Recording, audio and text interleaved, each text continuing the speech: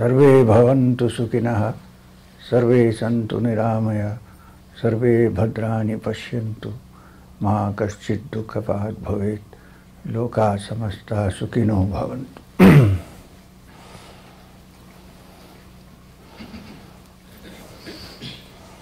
Today,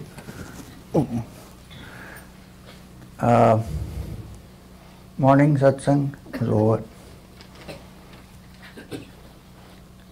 So, based on morning satsang, now we can have some questions. Don't search far and wide and get questions. Far as possible, based on morning satsang.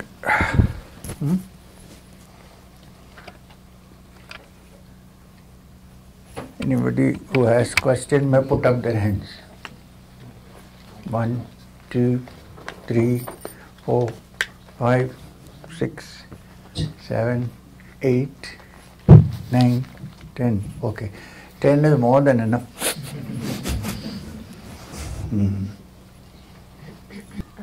So my question You didn't raise your hand when I did, sir. Oh, you did. I don't know whether it is clearly related to the morning satsang, but it's something that I really want to ask. But then it's not being asked. You shouldn't ask. Is there anything related to the satsang? Can I? Okay. Thank you. Sir, I find that there are some negative qualities that I'm trying to overcome, but maybe like selfishness or greed, fear, some of these, and but I find that like waves of the sea, it always comes back, even if I'm saying that this is not how I should be. For a period of 2 days, I'm very generous, magnanimous. But what naturally again comes, and this really troubles me a lot, and I'm constantly trying to become something better, and this becoming is stressing me out a lot. But I'm not able to let it go and be like that also. Yes. And you have said that when the becoming stops, then it is. I can't stop the becoming because of, I can't stop like how I am now. So I actually don't know what to do. I don't know how to get over this problem. I want to rise above this selfishness, but I'm not able to. Okay. So, short periods you are able to, right? Yeah. Extend the periods. And there is no other way out. We need to work on that. It's not easy. So, when I say all becoming stops, finally only it will stop, not now. When you have reached the goal, there will be no becoming then. There is only what is. Till you reach the goal, you need to constantly strive. There is no other way out. In fact, in the Narada Bhakti Sutra also it says, in the beginning you will be deluged by such negative things. You have to face it and fight it and win over it. And especially if you are on the path, two things happen. One is you notice it. There are people who live all their life without noticing it, no problem. When you say, oh, I want to be better, then you begin to notice it. And because you begin to notice it, you think, oh, now what to do? How do I get out of this? Right? So, which is a good thing. At least you are admitting that I am a bad person. Only 1 or 2 days in a year I am able to be good, and so on. But I think you are exaggerating a bit in your mind. You are not such a bad person. So, 2 ways are there. One is to constantly strive to better oneself. There is no way out to work. This is hard work, this path. It's not simply we stand on the head for 2 minutes and we get moksha. No? That in Hollywood everybody is standing on their heads nowadays. So, it's hard work. So you need to look, and unless you see it and look at it, how will you work on it? Right? But you must also understand, when you are saying, I want to get rid of it and become good, that goodness is also part of your mind. No, is not anywhere outside. So try to develop that which is good inside your own mind. It's not outside. And for that, devotional practices and all these things are important. And it's only when you walk on the path that these negative things come and hit you with big force, because that's how you can overcome it. If you can overcome the tsunami of negativity, then after that negativity will leave you alone. It won't touch you.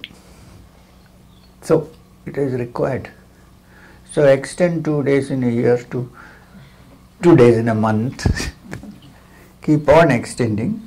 I know you will get tired, but it's okay. We get sometimes tired of dealing with kids, dealing with old people, don't we? But then can we abandon them? We need to work on them. In the same way, think of your mind as your own child and see what you can do about it. I'm hoping that when you go from here, you will find it easier to work on this. That much I can do, little bit. But don't say, oh, you have to do it always. Don't pick up the phone every time and say, now that negative thing is coming, sir, please get rid of it. No. To take responsibility for. But please get this idea out of your mind that you are a bad person. Add all the good things together and look at the good, till it overpowers that which is bad, what you think is bad. Okay? No. And please remember, you said becoming will stop. It will stop only when you have touched that where it requires no becoming.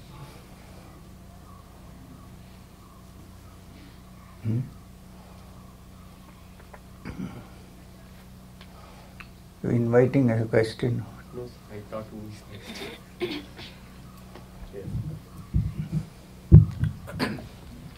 Sir, in other satsangs regarding meditation, I had heard that the Which thoughts, other satsangs? The ones on which we see on the internet. YouTube. YouTube, your satsangs only. Not someone. No. So that when you do the meditation, the consciousness, the thoughts play like waves on the consciousness, and consciousness is the base.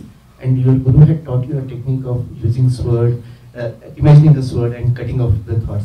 So we'll be very grateful if you could elaborate on both, like how the mechanism of thought and consciousness works in general, and the technique which we can try and use to better ourselves. Thank you. Okay, so that technique is not, again, an original one taught by the master. It's there in some textbooks also, some yogic textbooks.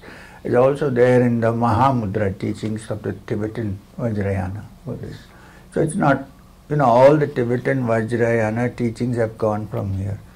So some of the manuscripts, we have lost this wisdom. So it's not a new thing. It's new wine in old bottles. Our old wine in new bottles. So what it implies is, you'll see that when you sit down, there will be many thoughts moving. Now if you try to say that I'll take this thought to the end of his tether and then forget it, it will not work.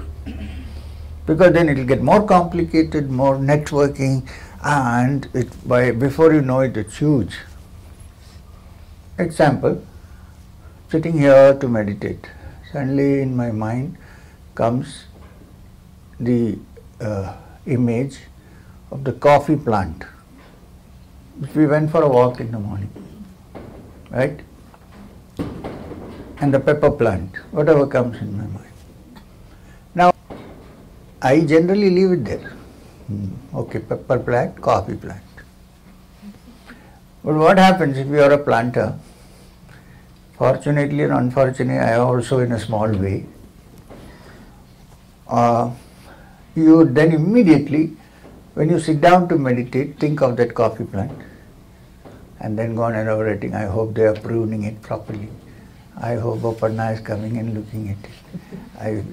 It goes on. Then I say Bopanna and then I'm thinking of Bopanna. And I think of Debbie sitting with her hair tied up. And so it goes on increasing, And then you have a long network going on. Then I think of their marriage. And so instead of that, the technique there is that as soon as a thought comes, say, coffee, leaf. Use your mind. Your mind is thinking of the coffee leaf. It is gone. It's not there anymore. It's only in an image, right? In the mind. So it is in the mind. So use the same mind like a sword. Sharp sword. If possible, double-edged sword.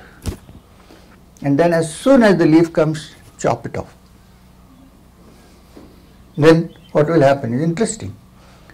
Some kerosene smell is coming. Oh. I thought it's coming from me. In the morning I'm wondering why is the microphone? Maybe it will explode. See how the mind works. So anyway, then you use the mind as a sword and cut it. Interesting thing is, immediately something else will come up. Cutting it, even you might think sword. Cut it immediately. So it's like, if you wait till the last to cut everything, it won't work. Soon as the thought comes, before it completes its networking, before I reach from coffee leaf to her, if you cut it off, then another one will come, cut it. So keep on constantly doing that, using your mind as a sword. It's a very nice technique, interesting. So as you cut, that slowly the cutting will become slower. Then cut, no cut. Then one day, hopefully, you will not need to cut anything. See, a thought is such a thing. There is no such thought which stays in the present. I've thought about something, it's already gone in the past. I've thought about something else, it's gone in the past. It's actually a movement. It appears to us to be continuous. Actually, it's a linking of many small thoughts. Example, the old 16mm films that we had in the projector. Now people have forgotten, all digital. In that, each frame, it may take 20 frames to show somebody hitting somebody. One frame is like this, another is like this. You remember, like this, finally. Now, they are all individual slides. But when they are put in the projector and run at a particular speed, it becomes an original action, right? Not cut. Mind state thought is like that. It is individual frames which run at a particular speed, so we think it is continuous. Now, if it is not continuous, if they are individual frames, there must be link in between, gap. The gap must be very small, infinitesimally small.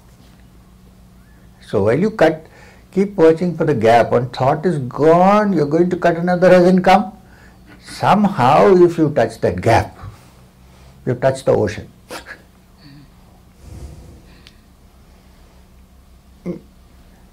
Then you have touched the source from which thought comes, and you can stop it if you like. A gap between one thought and another. Actually, there is, think about it. This is the practical step. So the other part of the question, how does the one thought question come? only is allowed. How does the thought come over the consciousness? How does that mechanism work? How does the thought originate? Like a wave. It's like an ocean with many waves coming. When you have finished with it, it's like a very peacefully flowing river. Till then it's like a tumultuous ocean. And for some people, high tide. most of us, at many times it is high tide. So you have to wait for it to calm down a bit. But when it is calmed down and when you touch the gap, then you have a river flowing, which is continuous, but it's calm and quiet. There's nothing coming up. You see it move. When I first went to Arundhati Gufa, from Arundhati Gufa you can see the Ganga flowing, close quarters. So I was thinking Babaji is going to give me Kriya or something like that, make me sit. So the first exercise I was given for 1 full month was simply sit there and look at the river. I thought, what kind of crazy meditation is this? That's what I thought first. But then I figured out that it's a wonderful thing to do. Watch the river flowing.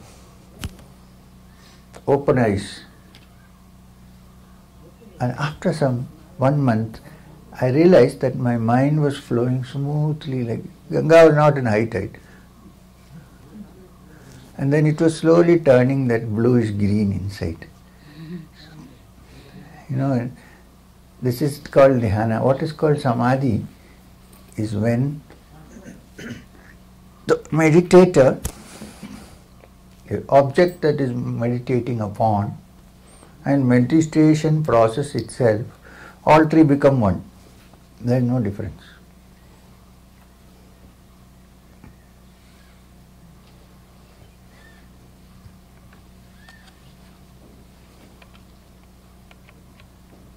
One more question. Wait. Oh no, I thought we were going to the ladies. Considering that the spiritual goal may be a couple of lifetimes away, I wanted to know, is there a way of knowing whether one is making progress, and also how does one remain motivated during the phases of practice where one feels that, it's not moving properly? First of all, please don't start the spiritual practice thinking that it is going to take several lives. Don't do that. Because, yeah, it may or it may not. How do you know that when you're sitting here now, how many lives you have done sadhana? You don't know. Maybe you have done a lot of sadhana, otherwise why are you sitting here? Quite possible. So, don't think about that. Okay? Think that in this life itself, I am going to attain. Then it will help you to handle it with urgency. See, there is a difference between, there are some religions which believe, especially the Semitic religions, which believe that life is, you're born and you're dead, finished, there's no afterlife. So they try to do everything in this life. Because there is a sense of urgency, I'll be dead and gone, when am I going to do it? Now when we know that the concept of many lives, I'm not saying that is true or this is, I'm just saying when we think there are many lives, we tend to become lazy also in this. Oh, next life we'll see. Now enjoy yourself. So, like the Chinese at one time used to be addicted to opium. Actually, it was the British who got the opium so well established among them, so that they could rule them. And we became so dependent that everybody is like sleeping. If I have given a loan to you to get it back, maybe next life, like that. So that's not a good idea. Say that I have to do it now. There are past lives, from my understanding, but since you don't know what your past is, don't go into that speculation.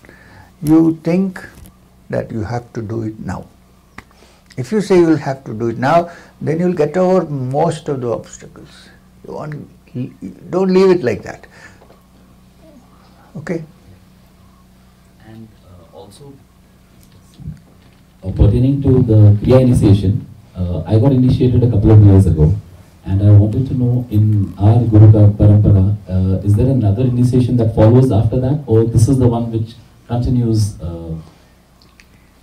Now for this, tomorrow when we do the review of all the people who are not practicing, who are practicing Kriya, then then if there is anything more to be taught at this point for you, we will get there. 100%.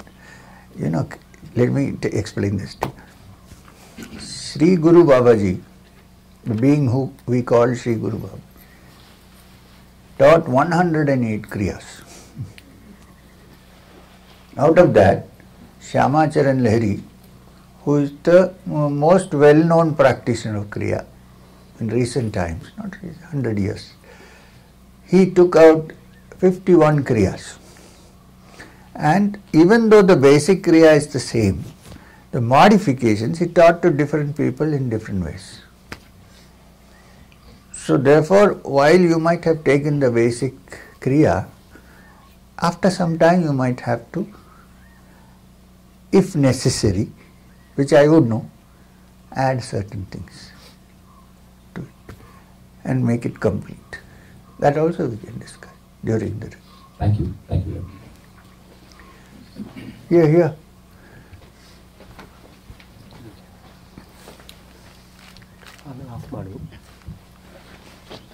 Guruji, you said about Shraddha, faith and this thing. They say we can meditate on something or somebody on whom we have Shraddha. They say Dhyana Moolam, Guru Murti, Mantra Moolam, Guru Vakyam, Mukti Moolam, Guru Kripa. So, I can't imagine an Atman I have not seen or Brahman I have seen. I can only meditate on someone whom I love the most, which is our Guru. Who? You. Oh. So, how to meditate on the Guru? Guruji, please. You put me in a spot. Usually I discourage people from getting too personal about this matter. However, there is something called Guru Dhyan. The problem is, if that Guru is a terrible fellow, you won't know. You will become like that. So you have to be careful. Know me enough before you start, for instance. Now,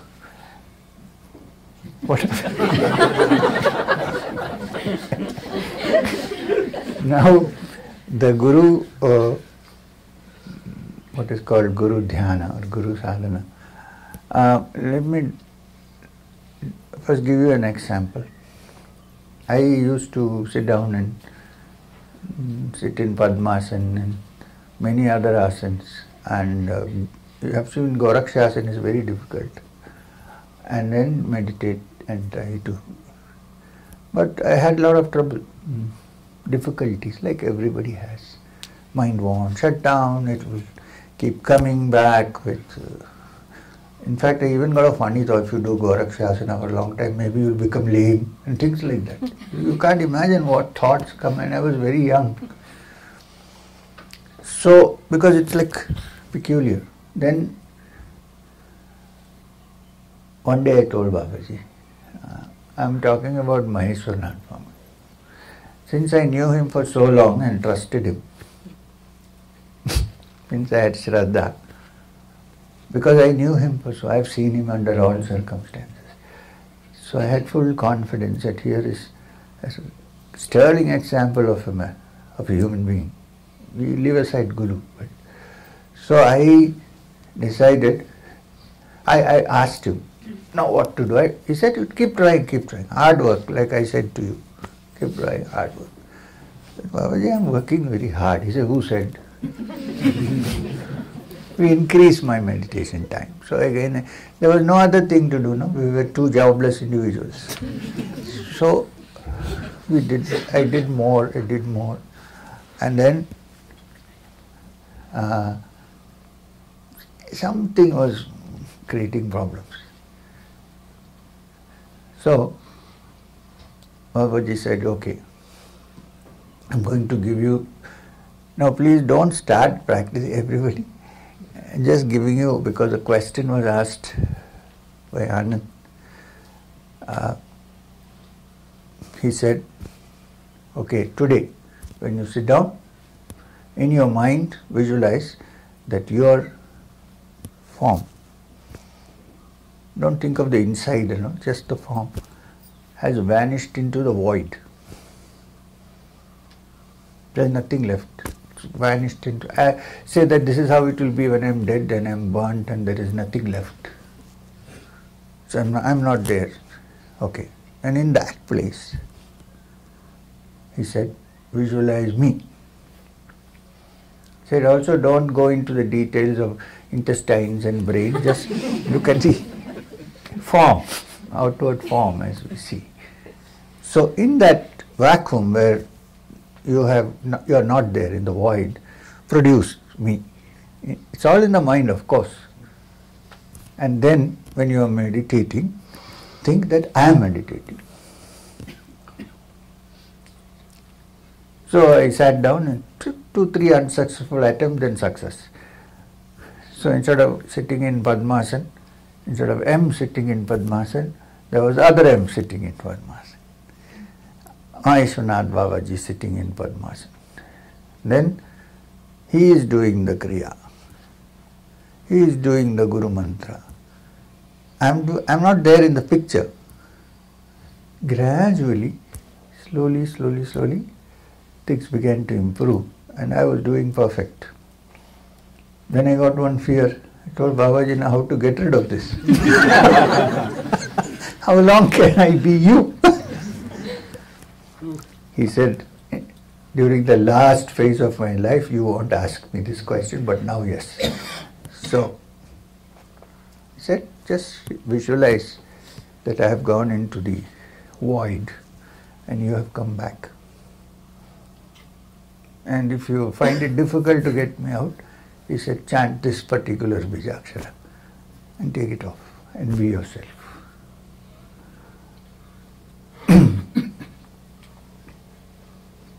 So, you can do it, and if you don't, then once, you must also, after meditation, get rid of me. Don't go home like me. Wife will get worried. Okay? So, during meditation you can try this, and then after meditation, my figure goes into the void, your figure comes back, and then you start. You can do that. You've got permission. Yeah, that was my question. Does one require your permission, because that is happening spontaneously, if one can continue it? If this happens spontaneously, you don't need permission. Anyway, what is the point? But if you're asking me, yes, it's good to take permission. Do I have your permission? There's one little difficulty. You're a female body and I'm a male body. What do you think? It's not about the permission. Okay. Yes, possible. Now everybody will say, we are going to. This is the last resort if you can't do it. That means we all have some. 1 minute. He was close by, so let me finish with. No, it will come back. Oh, you got worried. Okay. The same question. Does meditation... No, everybody has to. Yeah.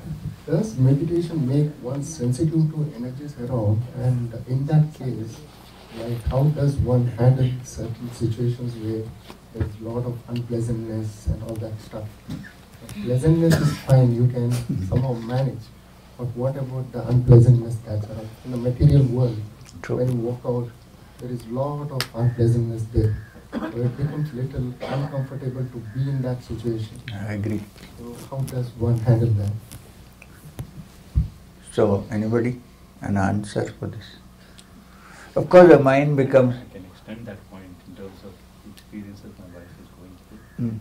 She's seeing a lot of energies, negative smells, fragrances and things like that she never reported before. There is no agarbatti in the house. There's suddenly agarbatti smell. There's nobody in the neighborhood who likes it. Are you worried about it? The other buttis are not. The other smells that it feels negative. It's strongly negative. Yeah, that is because he's right. The mind becomes very sensitive. That's why we say first prepare yourself before starting practice. Suddenly if you practice without preparation, you won't be able to handle these things. So that's why we hesitate to give a practice to people. But then people keep on asking, give me, then you said, okay, chalo. But unless the mind is steady to some extent, practice can make you so sensitive that you won't be able to deal with it. So there is a way of doing it, of course. You decide when you get up in the morning, whatever negativities I face, I will not turn negative. It's like a promise, whatever negativity I face, I will be positive. Whatever unkindness I face, I will be kind. Whatever hatred I see, I will love. So every day keep making these statements to yourself till your mind is sensitive, but it doesn't get affected by the flood. There is no other way. And keep chanting the Guru Mantra regularly whenever you see it. In your mind, you have taken the Guru Mantra. Right, so keep chanting. And as far as your wife is concerned, please tell her that whenever she sees something negative, or feels that it is, she should immediately chant the Guru Mantra. Immediately. Sometimes that can take toll on the body and you feel very exhausted, tired and out of energy sometimes. Then you need to gather energies. Yeah, that's how. And for gathering energies, you need to do the Kriya. Pull in some energies. That's why I'm here. You're here, so there is no Kriya, now what? But there is also a way of getting good energies and getting rid of negative energies. There are ways of doing it.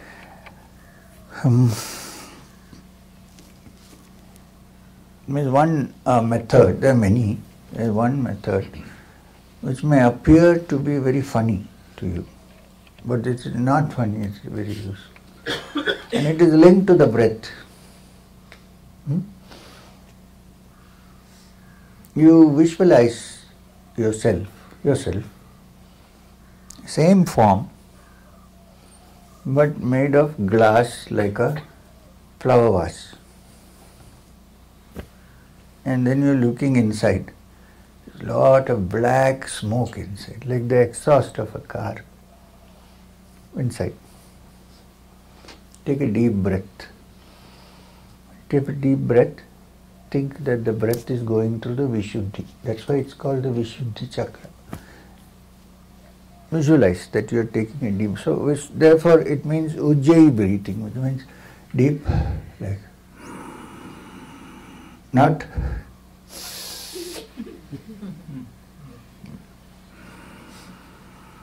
think that from outside, from the sun, from the moon, from nature, you are taking in beautiful, nice, milk white energy through your Vishvajit when you breathe in. Hold your breath for a while and see this milky energy going inside and pushing all the black smoke and bringing it up to here. Then exhale. When you exhale, make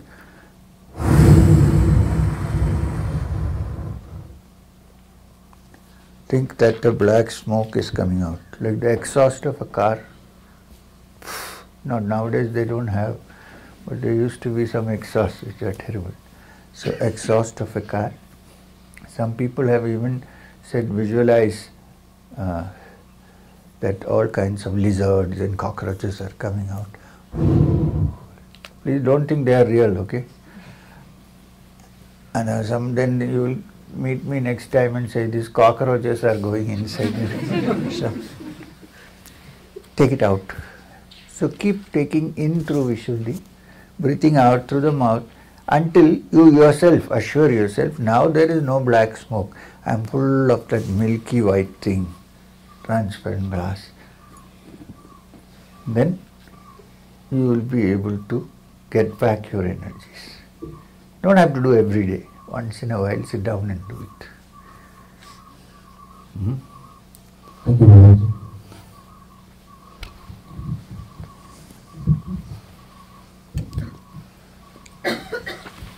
give more little concern for elderly. I'll come back to you. Guruji, I also had the same question about Guru Yoga. I also had the same question about Guru Yoga. Can I practice it if you permit me?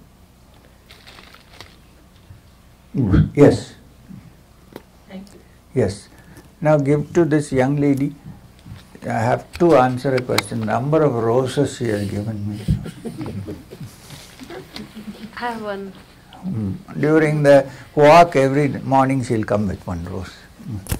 So morning you told Sarvatra Sambuddhi. Sarvatra Sambuddhi. So also you told to get Kriya, that's a basic requirement, not to hurt any other being. So there. Is there a contradiction? No. I'm including the points. And one more thing you told is that's not hurting is one more thing, that somebody calling you idiot and you're not telling them back, giving back answer like you are a fool. So look, now 1 minute. You can call them back an idiot if you like, but don't really mean it. Anyway.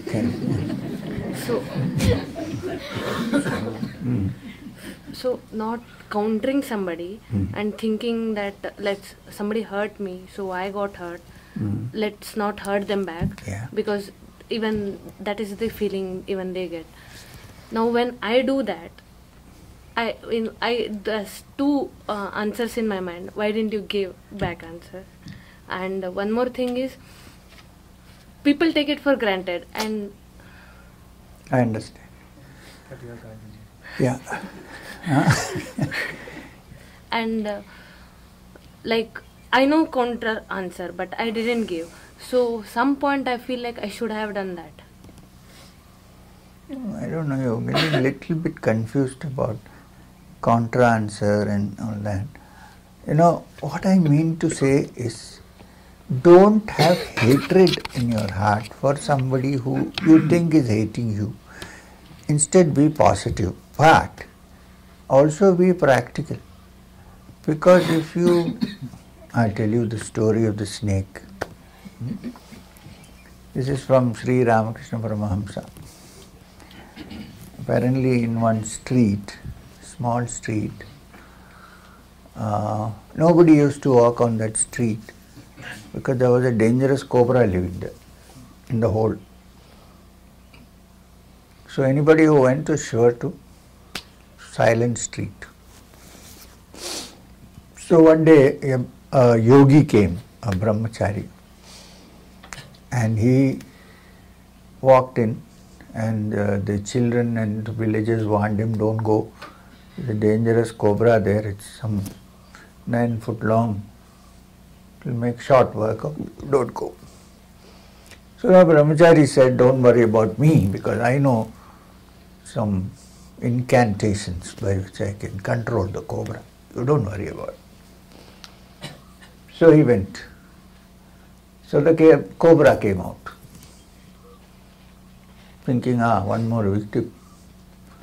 So the yogi, whatever he did, I don't know, but chanted some incantation, made the cobra calm and quiet, with no intention to bite him. Then the cobra said to him, oh Yogi Maharaj, I am feeling so peaceful in your presence. Please teach me how to become peaceful like you and attain the state in which you are. Surprising from a cobra. So the yogi said, I can give it to you. I'll teach you what to do, the mantra. There's one condition. He said, what is it? No one, you cannot bite anybody. So the cobra agreed. Stopped biting.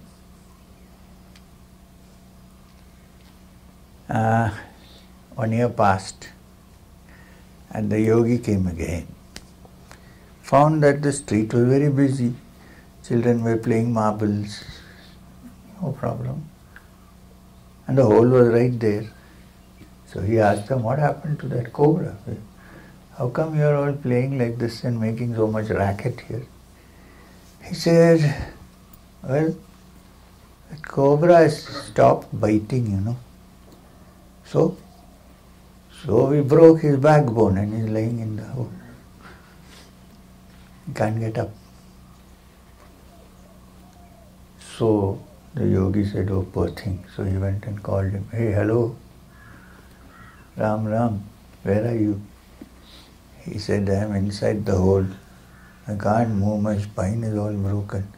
So the yogi put his finger inside the hole, touched him and did some ortho and got him back.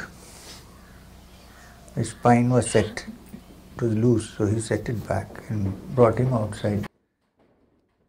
And he said, how are you doing? I am very peaceful. But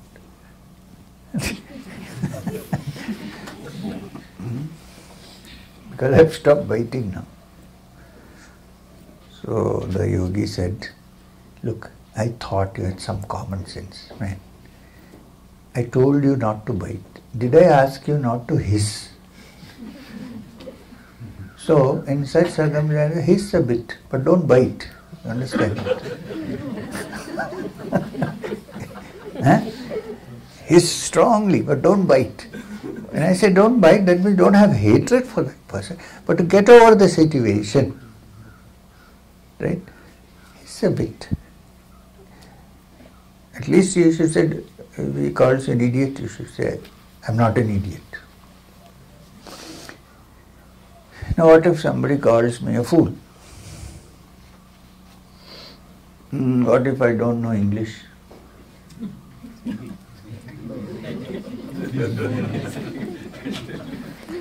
If I am from the Hindi belt, I would imagine that you are calling me a fool. And I will be very happy. It's a mind, it's the mind. Get what I mean? Anything else? Don't complete your list because there are other people. At morning you told even after meditation, at the moment we come out of meditation, again there are many chances becoming materialistic, like you looking into supermarket and want to buy everything. And one more thing is, you told a story that somebody came to you and told that they want to give up everything, but they don't have anything. First, so what I'm asking is, gather everything and then we'll give. Which is a very good way. The problem is when you gather everything, then you don't want to give up. So please look at the second part of the story, which is gather and give up. And for gathering, we don't have to go to the supermarket. We have gathered so many things. So should we additionally burden ourselves with that? Can we be free of it? That's what I meant. Huh?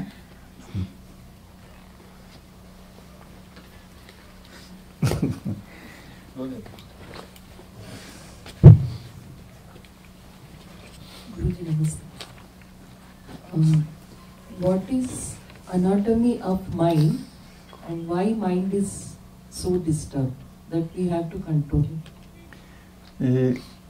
You don't have to find out the anatomy of the mind, but you should accept the fact that the mind is disturbing. That's a fact. You don't have to go and find out what is the anatomy of the mind. You will eventually get to know as you go on the spiritual path what it is. But if it is disturbing you, you should find ways and means to keep the mind undisturbed. Sometimes it's better to get rid of the disturbance before you trace the origin of the disturbance. Not in ordinary life, but as far as the mind is concerned. The Buddha had a beautiful story on this. Now you can keep it down.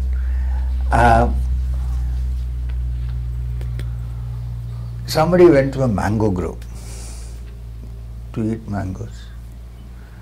While he was about to eat mangoes, a hunter somewhere, nobody knows, he was not visible, shot an arrow.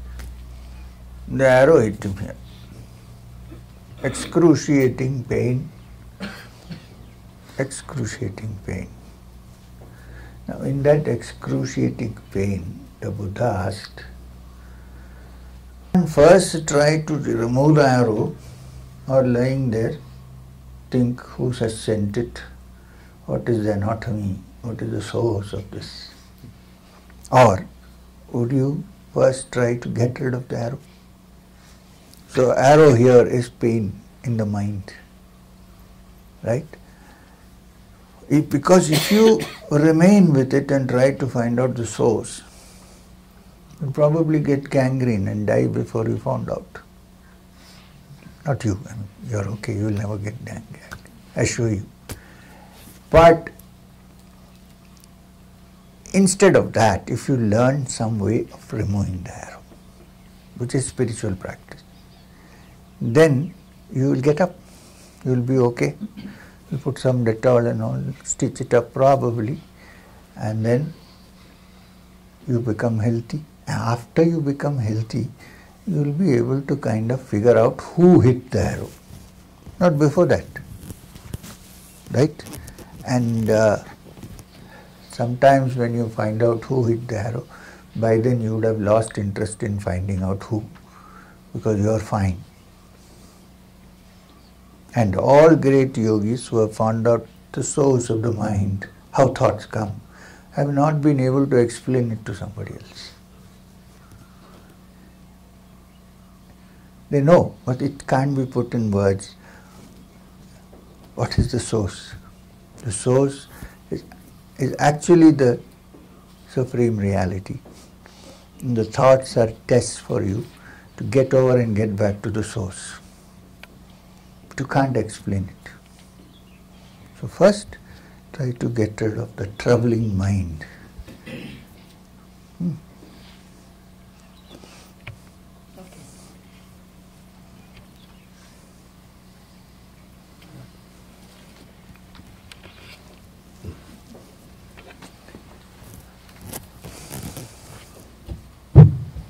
Sir, I have a couple of questions. Oh. Let's ask one first. And one on the Kriya part that you talked about today. So does the initiated, as part of their practice, experience an acceleration in their karma experiences, or the things that they have to burn up as part of their karma? Do those things get accelerated as a result of being a Kriya practitioner? First question. That depends. Wait 1 minute. That depends upon your seriousness. If you're very serious and you say, in this life, in 2 years or 3 years, I want to get rid of it, then you may be faced with more karmic effects which you may not have faced if it was for a longer period of time. It gets a little concentrated. But if your mind is fixed there, you don't care. You say, let me finish it off. Why wait for 20 years to finish this? Finish this at one stretch and get out. Right? That was my follow-up in terms of how to handle that situation. Yes. Because it can be... So when you think it's become difficult to bear, slow down. You say, wait, I can't handle this. Let me go slow. If you think that is more important, I don't care about this, then you should do it. It depends on your intention. But it can affect normal living, like especially work and all that. No. It will all depend on individual karmas. For some people, nothing happens. Exactly. For some people, it may be. I fall sick often. That has nothing to do with your spirituality. Please go to a good doctor, check up on it. There is nothing to do. Eat good food. Okay? Don't eat useless food. And do exercise and keep yourself fit. That has nothing to do with that. That is something personal which I can't talk to. That also happens. But you need to work on that carefully. Normal people, they have dissipated their energy so much that like a simple matter, anything happens, if energy is, why should I put curtains? Suppose sexual energy. Normally people indulge so much that they lose all their energies. But when you go on this path, you gather the energies. When you gather these energies, they may have greater force. So there are greater temptations. So you should be able to handle it. But your bad health has nothing to do with it, please. Can you let go of the microphone? I have to. Would let go of the mic. Perhaps this is helpful, but it will help me if you could expand on this confusion. A lot of people use words moksha, nirvana, enlightenment, brahmajnana. Are these all the same? And how does one know one has achieved? Maybe you could do something. That if you achieve, you will have no doubt. You won't ask me, have I achieved Brahma-jnana? But Brahma-jnana means it has two meanings. One is theoretical knowledge of the Brahman, the other is the practical experience of the Brahman. Now the practical experience of the Brahman is also called moksha. Moksha means freedom. Freedom from all disturbances, freedom from all attachments, freedom from all the things that trouble your mind. Freedom. And that is built into us, you know. Even a small child, if you lock him up in the room and give him everything, after 2 days he'll climb the window and come out. Moksha is inbuilt in us. So it's the same. When you say Brahma Gyan as an anubhava and moksha as an experience, they are the same. There may be little variation, but basically it means freedom. Now the Buddhists use the term nirvana. Nirvana doesn't mean extinguishing all the fire and leaving it dead. Nirvana means you're free of all the negative things. And there are only good things left in you. And then you have abandoned that also, and you are in the free. So it's like moksha only. Now, in yogic terminology, in Sankhya as well as in yoga, the word used is not moksha or nirvana or brahma-jnana, kaivalya. Now when you say kaivalya, it's from the root kevala, only one. So kaivalya means the yogi realizes. See, we normally feel troubled because there are two. No? If there is only one, who is troubling whom?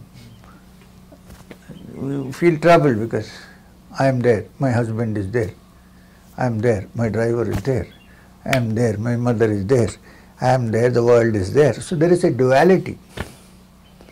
Kaivalya means there is no duality. Suddenly you realize only I exist. Not in this form. There is only one. And therefore nobody is troubling anybody else. So therefore the term kaivalya is used. Basically it's all the same. It's a state in which the mind has become quiet. Okay? And it's not doing anything. Physically yes, but not doing anything because there is nothing to become. Just touch the essence. Terms are interchangeable, but the anubhava is the same. So when you say Buddha received enlightenment, you are essentially saying? Absolutely. Buddha received enlightenment because Buddha figured out quite early in his life that desire is the root of all sorrow. Not my words, his words. Desire is the root of all sorrow. Nirvana, he said, is to be free of sorrow, which means what? To be free of desire. Look at carefully, desire is the root. You are very happily going on, then you get the desire to do something, and then you are stuck. I'm happy with my house, then I want to have a bigger house, then I am stuck with the legal problems. So, That is the root. So when Buddha attained nirvana, it means he sat under the peepal tree in the garden of the deer.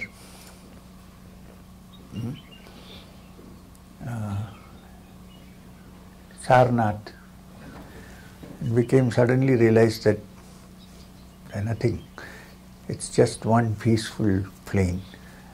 And I am not there, I am just a cog. There is only... And you should remember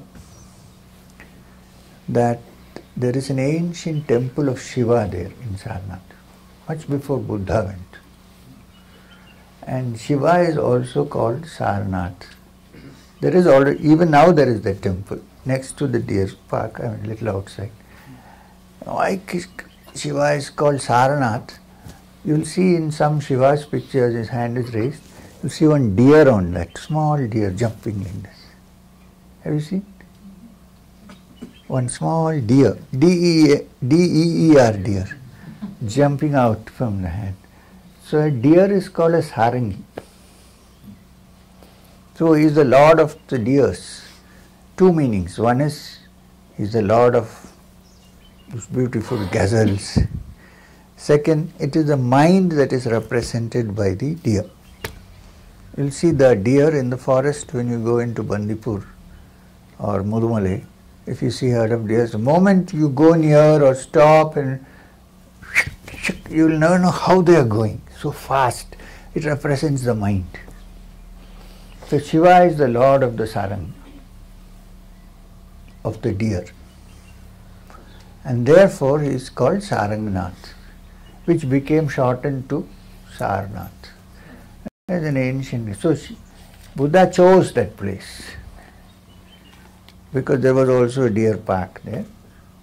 Then he sat down and understood what it means, and then he preached to only 6 or 7 people who were around, and from there it spread.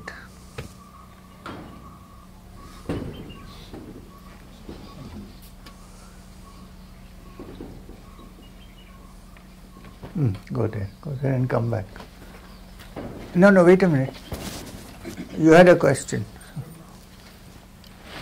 Coming. So I don't know how to watch my thoughts. I become the thought. Like you said, meditation and meditators, I am the thought. I'm just thinking. Thoughts are just flowing. And I don't know, it's just flowing. And when you said cut the thought with the sword, how do you visualize that? Feels like this. The fact is that you are thoughts. It's a fact. Can you think of yourself without thought? I can't watch my No. Can you? That's what I'm saying. You actually are made up of thought. When you say I'm so and so, I am a collection of thoughts. Then from that I separate one witness, which is also thought, and say I am watching it. Actually it is the same. So when you really realize that you are thought, then there is nothing to do, just allow it to flow. Don't use your sword and all that. See, this is why I said these are all very individual affairs, not a general thing. Everybody from now who will go sit down with the sword, no. I was explaining something to him. What it means is that when you realize that you are nowhere in the picture, it's only a flow of thoughts, then there is nothing to change, just be it. Just allow it to flow. And one day while flowing, it will flow away. You don't have to think of the sword, or you don't have to think of any such thing. How do we go within? If you don't go within, how do you know your thought? You're already going within. Within doesn't mean that you're entering something from outside. Within means to understand that you are actually that which is within, not outside. And how would you tackle the question, who am I? How do you go about that? First, allow your thoughts to move to follow. Just watch them. Just allow them to move. While watching, also understand that the watcher is also thought. Watcher, because you have no way to know anything beyond thought. Mind, our human mind, can know nothing beyond thought. Even if it thinks of Brahman, it's only an image of Brahman that it's thinking. It can't think of that. So, first realize this. You get what I mean? And then allow it to be quiet. Let it be. Let it go up, let it come down. Don't interfere in any way. Of course, one part of your mind is watching, because otherwise you won't know that you are thought. But understand the watcher is also thought. It's the same thing which has divided itself into the watcher and the watched. If you remove that contradiction, then there is no contradiction, there is only the flow. Allow it to flow. And how to be in the moment? If you allow it to flow, you are already in the moment. See, don't get these words and stick to the words. Be in the moment means, very simply, I am right now here. I am not thinking of my home. I am not thinking of what is going to happen after this. I am not thinking that the satsang is going to get over. I am not thinking that after this I will go and have a cup of coffee. I am here and now, right now. And I am also here. If you can stay with this, instead of bringing in what is going to happen or what happened before, there is a possibility that you might imbibe or absorb something from here. That is the meaning of being in the present. Actually, you should also theoretically understand that we know only the present. The past is a memory. And memory, you can revive it, but it is from the old. Future, you don't know. Because it is usually a projection based on our past experiences. We don't know really what the future is. We don't know. The past is a memory. Future, you don't know. So what is left? Present.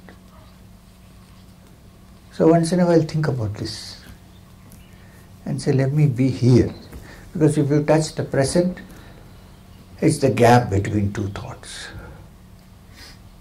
If you really touch the present, you are free. You don't have to come for another satsang. I would be happy, no problem. No, you can come simply and share with me and enjoy with me. You won't have any questions on this. Please, I am individually speaking to somebody. It's not a generalization. I personally believe that the journey towards the spiritual is not a mass phenomenon. It's very individual. One. Secondly, it cannot be bought. You can't pay money and buy moksha. Impossible. We should have more one-on-ones.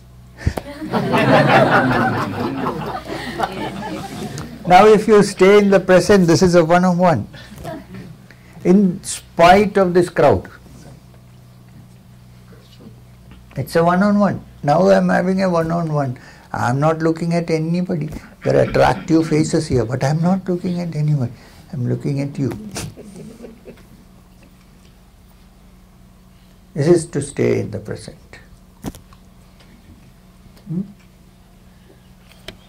Now you should give the mic away.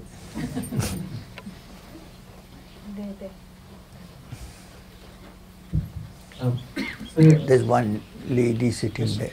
Okay, you finish. Yeah.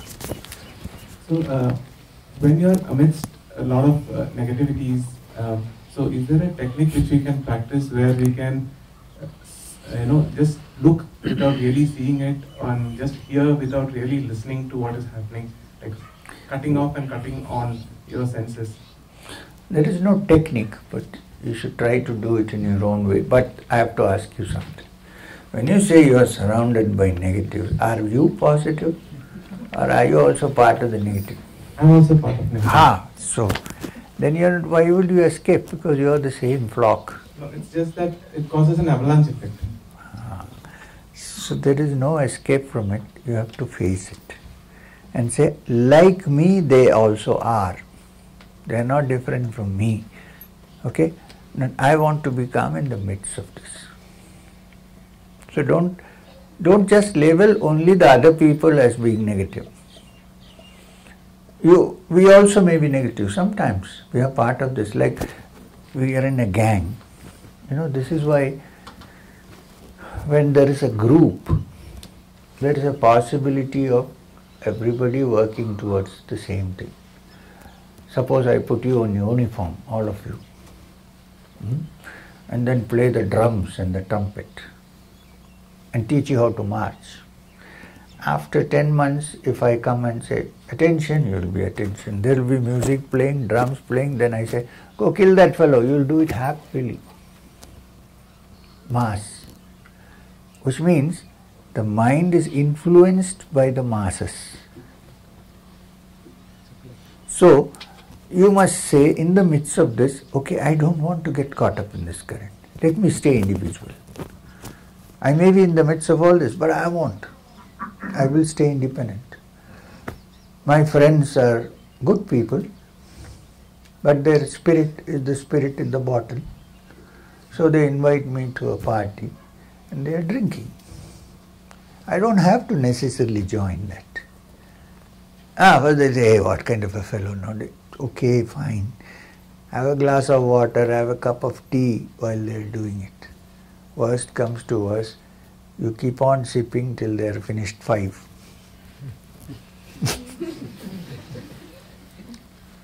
These are practical things that you should evolve in the midst of a crowd, how to be free. And it's quite different for different people. Thank you. So, just ask this question because there were questions about negativities coming in, and when you get impacted, you already have your set of things to remove, and when additional things come, is there a way in which... Difficult. I'll tell you what. All people who are on the spiritual search, if you are searching, are like people, see, everybody is flowing along the stream. One person stands up and says, I'm going to swim against the stream. You might look odd among the crowd who's going in the other direction, but that much we have to expect and clear ourselves. Problem is our self-esteem, which says, I shouldn't look like a fool among them. You know what I mean? So, don't think of all that. You say, these are the principles I follow. I don't hate anybody who is against it, but I will not do it. I will stay clear.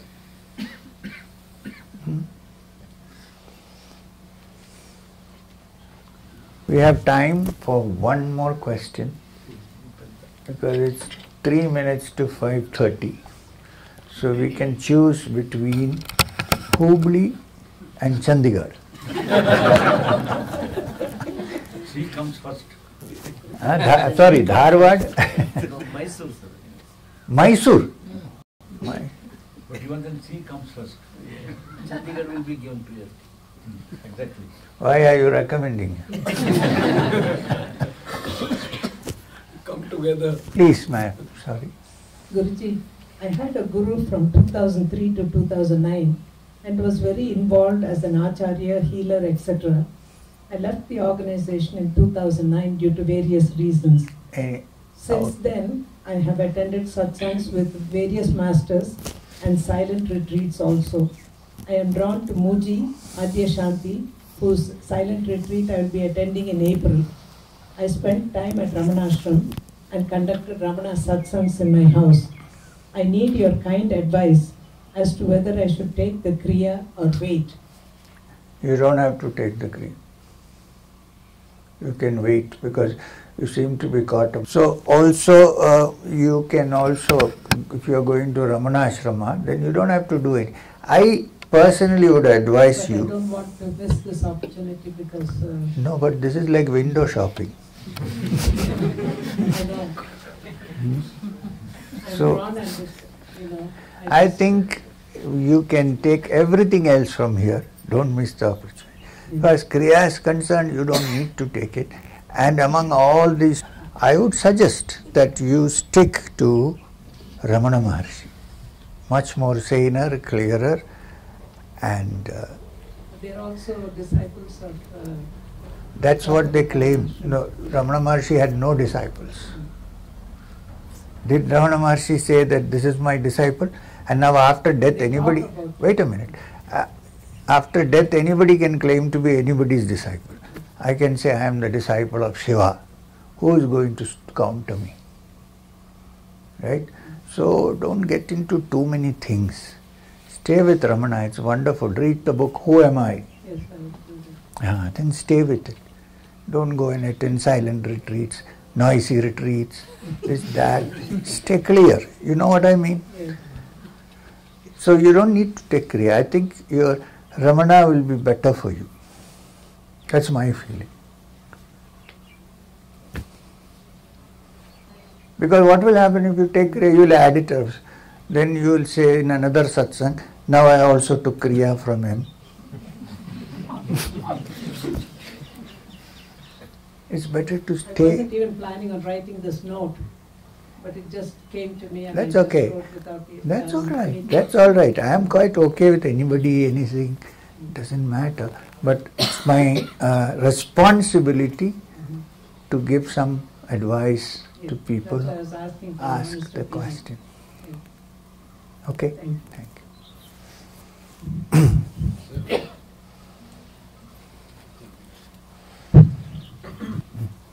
Okay. Sir, I have a very question. No, wait. What do we do? Okay. I already got it. He already This, got it. Sir, Ramayana and Mahabharata and Gita. Even Gita, when it was written, there was a lot of people who, there was a war and lakhs of people were killed. Why did it, why it had to come with a war? Why couldn't it come in a peace? Because that's precisely the importance of the Bhagavad Gita. We are all engaged in a battlefield. May not be actual battle, but we are engaged in the battle of life. So the Gita's teaching, since it is preached, Vyasa has set it up in the Kurukshetra battle. It means a spiritual teaching which can be practiced in the middle of the battle of life. You see, otherwise the Gita's teaching is not in the cave. It's right here. Now you know the meaning of Kshetra? Dharma Kshetre, Kurukshetre, Samveda Yuyutsava, Mamakam, Pandavaschaiva, Kim Gurvate. This is the first sentence of the Gita. So, Kshetra actually means a field. F-I-E-L-D, field. So, it's teaching you how to function and become spiritual in the midst of this field of activity, of opposing forces, daily life. That is the importance of the Gita. Yeah, I can give one more. Last, the Dharwad, they gave me Dharwad Pedas. Pranams. I believe my question is related to my own karma. But whenever I go into think of spirituality or doing something related to this meditation, I am disturbed by so many things around me, and I am not allowed to do this. I am not allowed to do whatever spiritual activities. Why? Because of many surrounding reasons. So I want to come out of this, and I am pulled into materialism again. Many times I think this is all this should be set aside and give myself some spiritual lessons, but again pulled into. So what's the question? What's the question? How do I get out of this?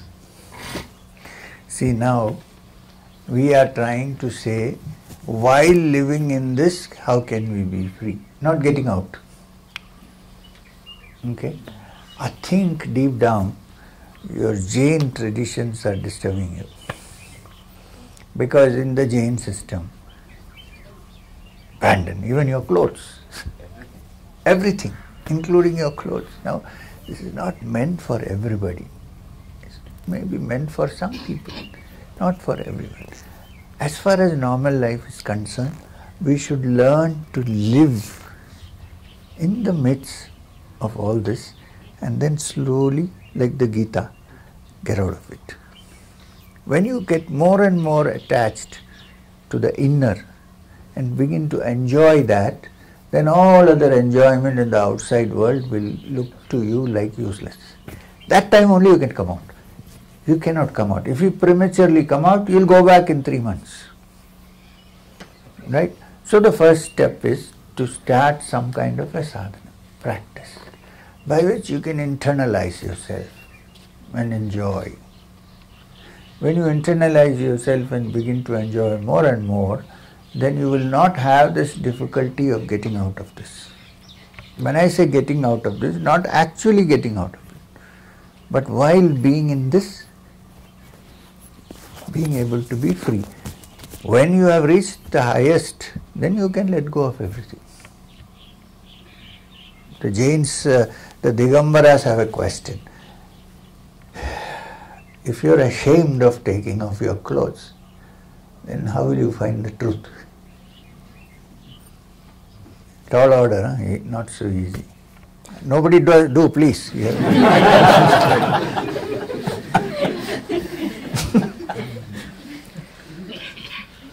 So, begin some kind of a sadhana where you can get more and more internalized.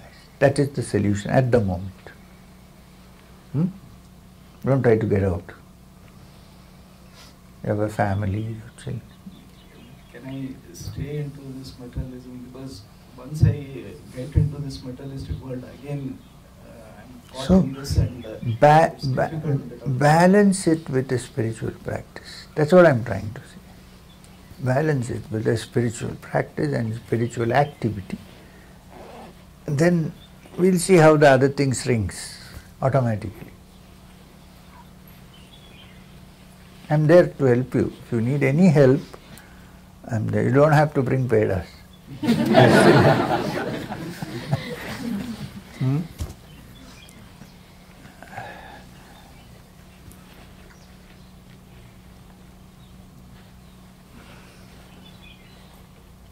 Can I share my experience with it? Long ago, I was sitting in Vasant Vihar. It was kind of a second or third talk of J. Krishnamurti. So, he never really directly talked about meditation, but that day they told him you have to speak on meditation.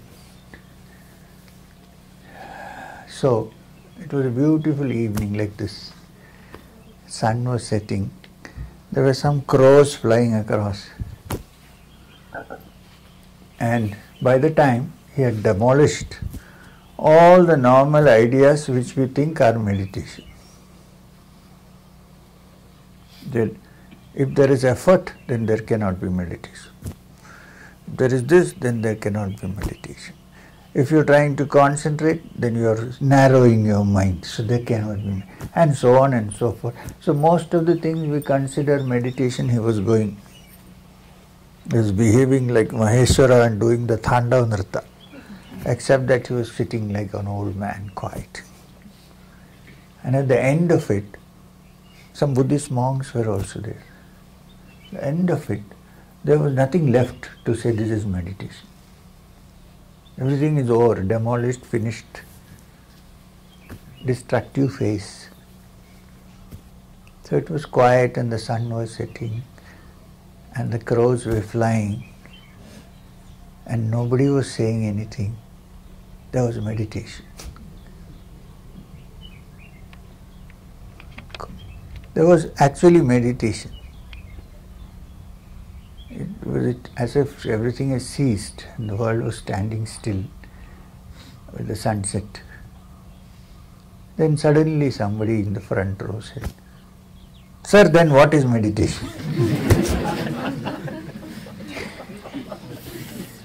So if you share your experiences now,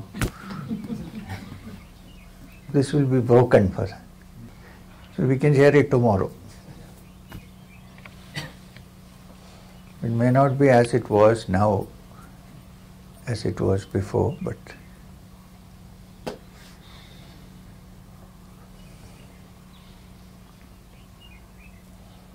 like Ramana Maharshi told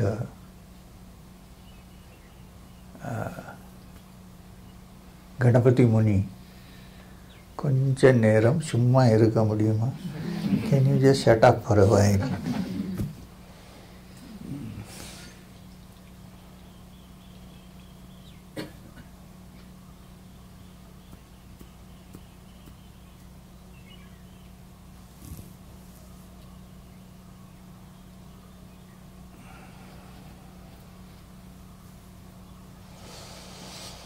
Okay, our time is up.